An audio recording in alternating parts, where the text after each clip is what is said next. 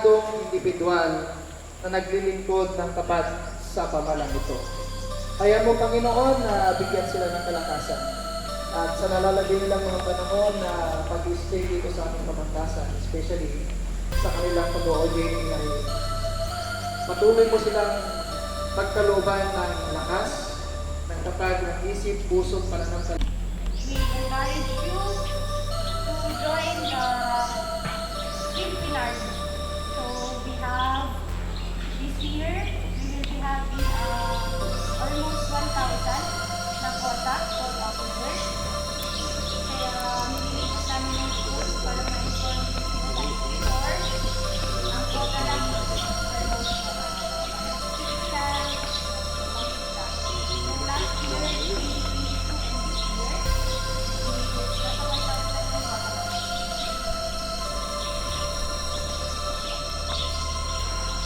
So, yun ba yung hinahanap namin sa isang nag-apply na officer? Siyempre, meron na top leadership, knowledge, and skills. Importante din yung strength and stamina, courage, and determination. So, our army is won by 2023, a world-class army that is a source of national pride. Part nito, para ma-achieve namin ng world-class army, our recruitment lawyer. Nag-recruit kami na the best and the brightest. That's why kami nagkakaroon ng mga ganitong information guys. So, ang Army Corps 2023 Army recruitment from the Army Recruitment Office from the 91st Battalion. Please welcome our magigiting na sundalo. Kaya talaga ang mga hinahanap namin sa isang klase.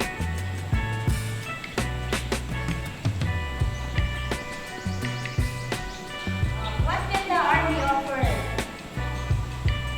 So, syempre, nakakasay ng opportunity to lead sergeants, lalo na kayo na officers na nalilito.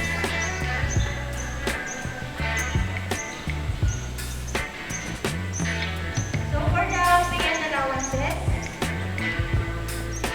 nakikita niyo dito may candidate soldiers. So, habang honor this woman,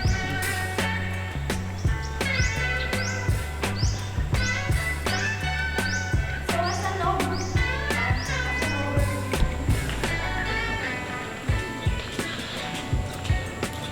next, pag nakapasa na kayo ng interview, magre-report kayo sa Fort Bonifacio, Taguig City. Dahil consolidated ang OCC, kami lang ang magre-report sa OCC sa Bonifacio. So, magre-report kayo ng for PSC and Diretso Medical sa Bonifacio. Ang ganandangan mo, nag-start nitong last year lang.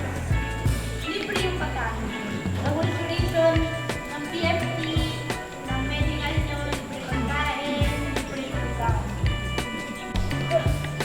Saan ang kailangan nyo pag mag-exam kayo? College diploma and transcript of record. Tulad nga ng sabi ko, kung wala yung dalawa, is pwede yung certificate of graduation. PSA birth certificate. Lahat yan original. Hindi namin kukunin. I-check lang namin kung totoo yung hawak nyo. Valid ID. Hindi pwede yung student ID. Valid ID talaga. Government issued ID. Kung wala kayo nun, pwede naman ng police clearance, Voter certificate, kung paano nyo nakatasaak, sa graduate ka, hindi ka bilang country. So, ang makukunin mo ay 37,300 order na kayo na 27. That means, hindi na ay pwede pumasok na army. Kaya kami, ang ginagawa natin para makasigurado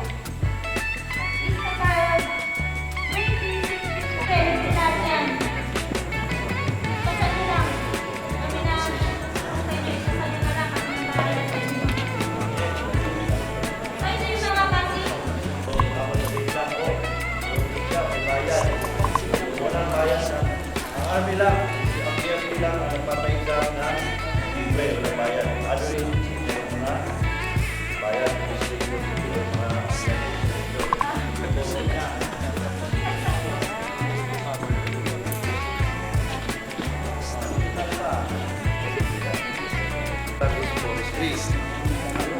ang naging photo ko, naging aim ko, ay ang hitting two birds in one stone. While nag-aaral ako ng baccalaureate degree ko, pinaprocess ko din yung ROTC ko. So ang naging priority ko is yung pagiging yung sa ROTC kasi gusto ko nga, naging pangarap ko nga, maging sundalo. Yun yung pinarioritize ko. Ang inisip ko, magta-try ako mag-apply sa Army. Kung huwag ka nang dumaan doon sa OCC ROTC. Kasi pag OCC ROTC, kailangan may eman ko dito ka. Hindi pwede tatanggapin ka. Kasi yun nga, yun yung sabi doon. Bubad ko talaga, bubad.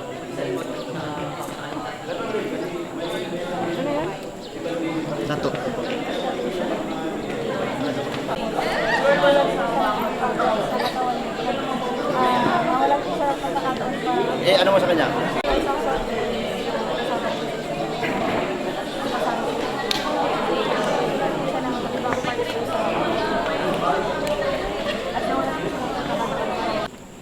My name is Giselle Gitino. I'm from Wesleyan University, Philippines, Aurora. I'm taking Bachelor of Science in Criminology, fourth year college. This symposium was a great opportunity for every student na gustong mag-take ng Army or ng exam ng AFSAT. Maraming basic knowledge na matututunan at kaalaman na hindi pa nila natutuklasan. Base sa aming obserbasyon, nakakatulong ito sa bawat mag-aaral na gustong matupad ang pangarap para magsilbi sa bayan. Hindi lamang bilang isang sundalo, bilang isang tagapaglingkod ng bawat Pilipino. So, good afternoon. So, ako si Reverend Dr. Hilary C. Gonzalez Jr. I am the current University Chaplain, at the same time in charge in the graduate school.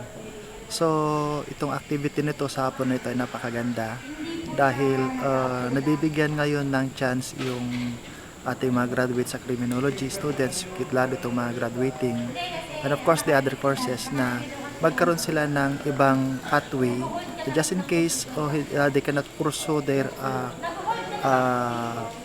what we call this one, the job do sa na naka-align doon sa kanilang course ang kinuha, ay meron po silang ibang options para sa ganun ay maiwasan natin na magkaroon ng out of employment, unemployment, dahil kung bumagsak sila just in case na hindi sila makapasok sa police na gusto nila or BFP, ay meron silang ibang pathway na tatahakin na magbigay sa kanila ng trabaho o ma-attain nila yung kanilang paglilingkod someday na gusto nila through entering to the Philippine Army.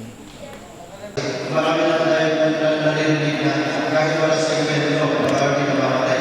Kasi nga, oras na. Hindi ibig sabihin na kung pinapit ka, yan yung buhay mo na talagang mamamatay ka. Marami tayong mga army na pinapit na nag-i-enjoy ko retire sa PLC ng mga evento. Sa R&D, ang sahod nyo ay 44,906. Then ulit, kung nakapasa ulit kayo sa training for 1 year, the training for officer is 1 year. For candidate soldier, 6 months. So pag nakapasa na kayo, may sahod nyo na 51,679. So ba't yung pag naging dyan na lang kayo? Okay, OCC examination. Eh kami po, graduating pa lang kami para may yata na nalagay sa calendar ng mascot. Eh, basic requirements po, diploma and POR. Kaya, syempre po, ano po pwedeng gawin? Kasi po, meron din po kasi tinatawag sa Army Special Enlistment po. Ano po yung mga kananiwang mga requirements po? Kahit wala mong ROTC, kung 4 years course kayo, qualified kayo for officer, yung officer candidate course. Kasi akala natin sa inyo, ang alam nyo lang maririnig yung palagi. na pag-overhead is done ng DMA. So hindi lang DMA ang source ng makagraduate muna kami.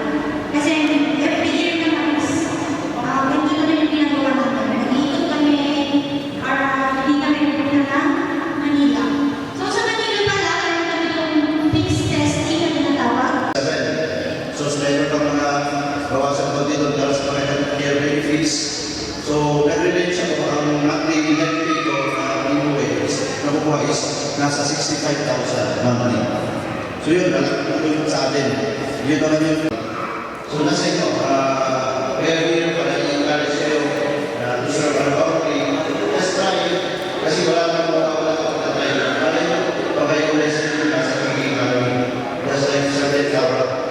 So naging interesado sa pagkatay. Nag-earn na yun. So yung trabaho niya, one of the office, mga babae naman, hindi naman din nasa ipapadala sa mundo kasi ang babae nasa all office work.